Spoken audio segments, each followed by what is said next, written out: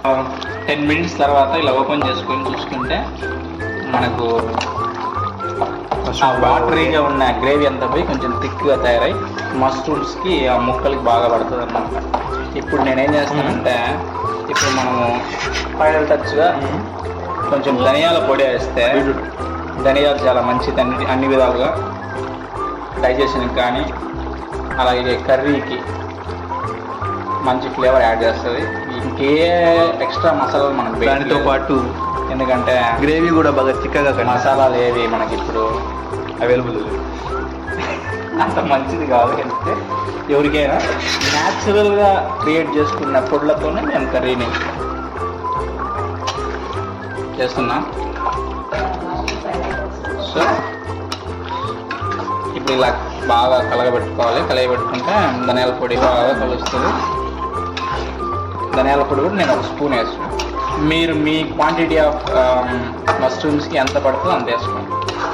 దాంట్లో 1 స్పూన్ ఉండొచ్చు ఎనఫ్, ఎందుకంటే థిక్ చేస్తుంది ఇది ఇంకా వాటర్ని. ఇప్పుడు నేను కలిపిన తర్వాత కొంచెం అలా గ్రేవీని టేస్ట్ చేస్తాను ఫైనల్గా.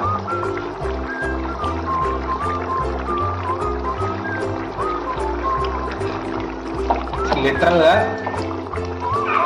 మైండ్ మనం ఎంత టేస్టీ ఉందంటే ఒక నాన్ వెజ్ తినే ఫీలింగ్. నాన్ వెజ్ గ్రేవీ ఎంత టేస్ట్ ఉంటుందో అంత టేస్ట్ ఉంటుంది. ఒక వెజిటేరియన్ అయితే పన్నీర్ కర్రీ టేస్ట్ ఎంత ఉంటుందో అంత అనిపిస్తుంది. సో చాలా సూపర్గా ఉంది. కొద్దిసేపు 5 minutes అలా బాయిల్ అనిచ్చి తర్వాత ఫినిషింగ్ టచ్లో కొంచెం లైట్గా కొత్తిమీర అలా కలుపుకొని ఇంకా స్టవ్ ఆఫ్ చేసుకునే పెద్ద ప్రాబ్లం ఏం లేదు, ఎందుకంటే ఎట్లయితే కొంచెం ఇప్పుడే కలుగుతాం. కొత్తిమీర ఏం కాదు, ముందు కలిపిన ఏం కాదు.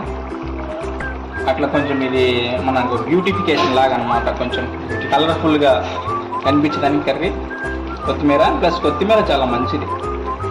డోంట్ వరీ ఫ్రెండ్స్, తినాల్సింది నేనే కొత్తిమీర దేనికి మంచిది?